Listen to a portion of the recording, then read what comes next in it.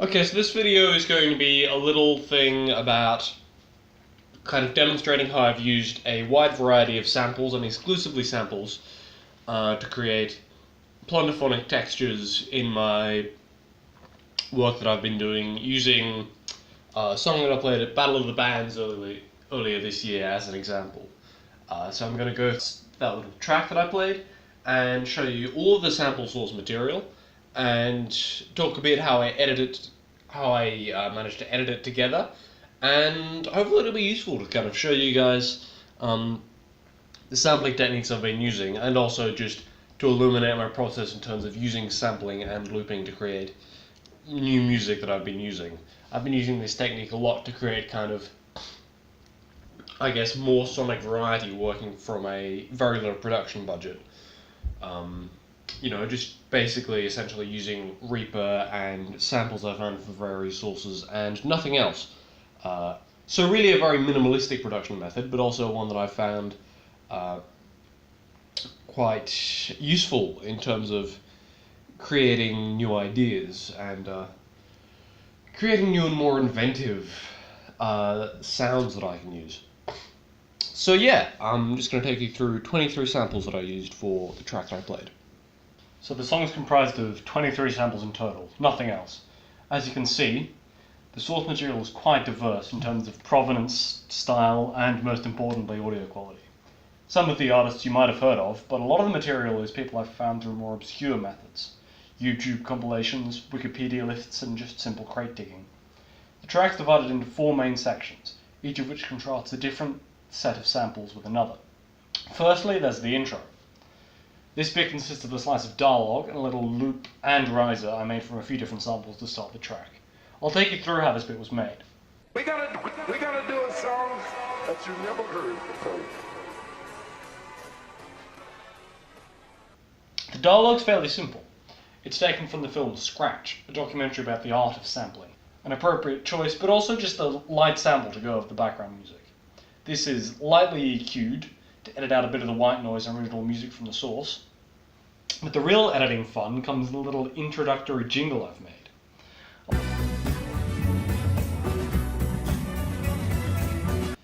The main sample here is the melody, the horn line. It appears here without much modification, just slowed down a little.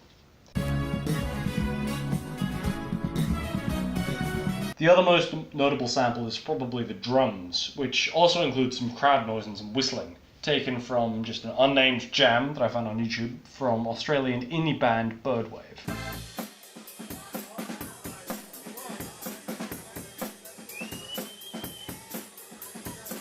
The next loop is a whole band sample of the introduction to Seifu Johannes' version of Ethiopian jazz standard Yakomo Su. This one is a bit different because instead of just one instrument, the sample contains basically a whole band playing at once. However, because of the low fidelity of the recording, all the instruments create a more or less homophonic texture, which acts as a nice little counter melody. This sample is also reinterpolated later in the coda. It comes back again.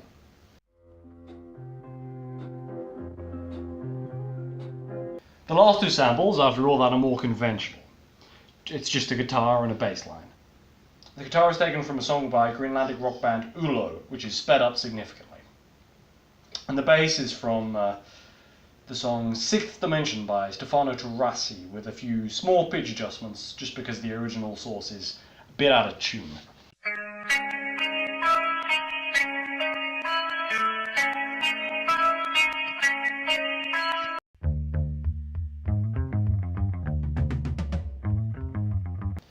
On top of all this, you can hear a rising tone in the background, the riser, which is just taken from the funk song Quasar by Benny Maupin.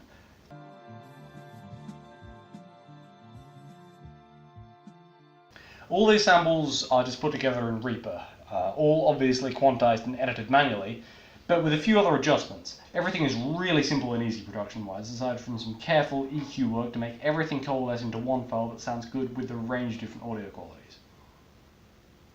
The next section is the verse, which uses bolder sampling for more complex instrumentation. The samples are still looped though, and the beat is fairly repetitive.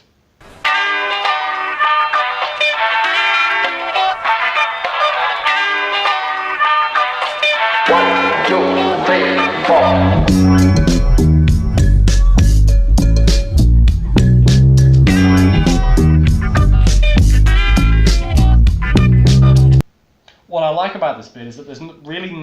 main melody that leads the section. All the instruments play off one another and create what sounds to some extent like a cohesive live band. If any instrument could be said to be the lead, it's probably the guitar. The guitar plays nicely off the bass, as both of them pretty much follow the same chord progression.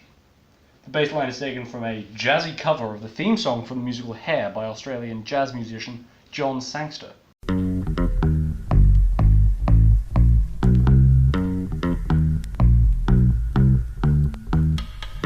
I'm particularly proud of the way these two samples work because I got them to sound like they share one original source, with a lot of playing and with amp emulators and equalization. I did have to tune the bass again.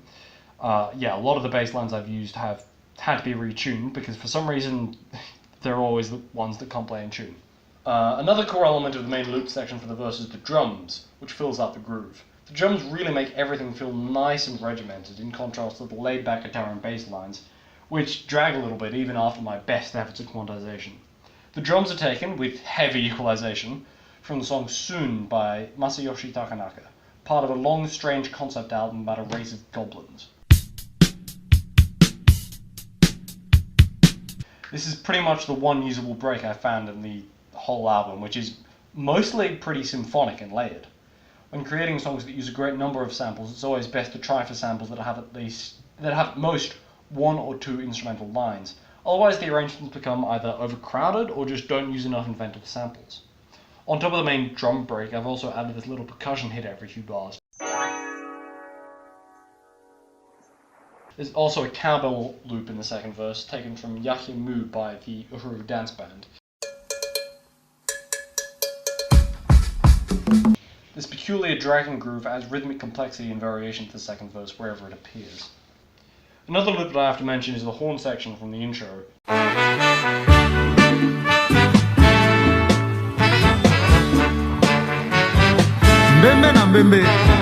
The only other sample is the counting, which is just straightforward and simple, taken from a live version of Authority Stealing by Fela Kuti. 1, 2, 3, 4. Now onto the chorus. This section moves onto a wholly different array of samples and uses a bunch of new sounds. Obviously, since most of the source material is different, the instruments, say the guitar, have different tones. I tried to counteract this by EQing extensively until everything sounded right, and by applying the same amp emulators and guitar effects to all of my samples. However, the two sections do definitely still have different sounds to them.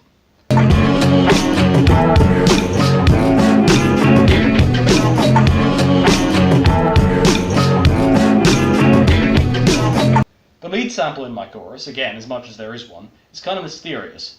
It's definitely from the self-titled debut album by Benny Subarja and Lizard, one of the many projects of Indonesian prog rock legend Benny Subarja. The mystery is what the song is. I took the sample from a complete album version I found on YouTube, just some cassette rip, which lists the track as in 1965. However, listening to the standalone version of the track, it doesn't include the loop I used. I don't have a physical copy, so I can't be sure which song it is really. Anyway, it sounds like this.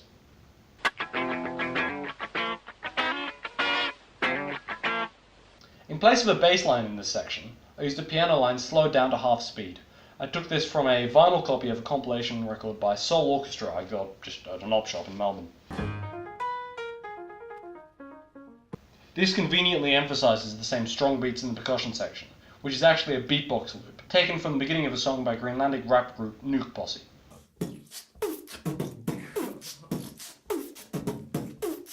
This is used in combination with the drums from the verse, played manually this time.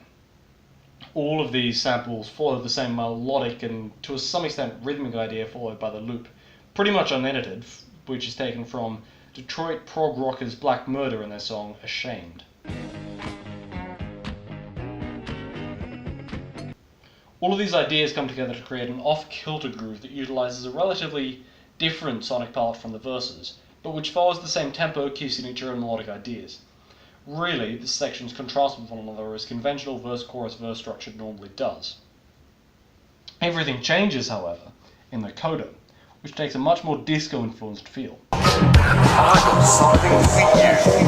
It's an MP3 player. Everything in this section is based around a loop from Italian disco song Northern Lights by Puccio Rollins.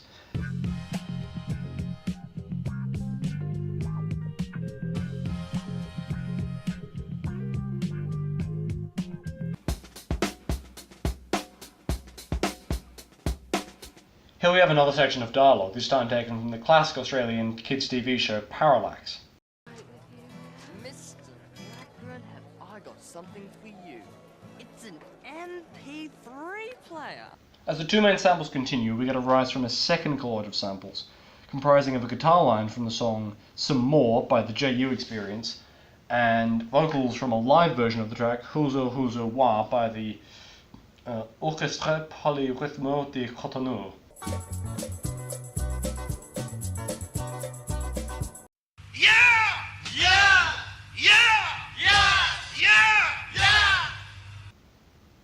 And yeah, that's basically all that there is to the outro. It's really fairly simple.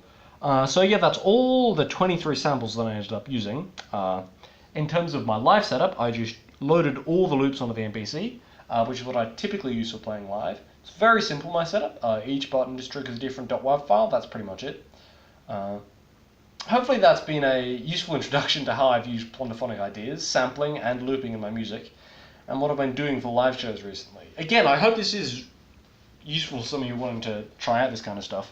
And I do have to emphasize that you know, this is how I do get a bit of a more diverse, a bit of a more interesting sound on essentially a budget of $0, because I mean, I haven't paid money to clear any of these samples, so presumably this video is going to get copyright claim to hell, but you know, the software I'm using is free.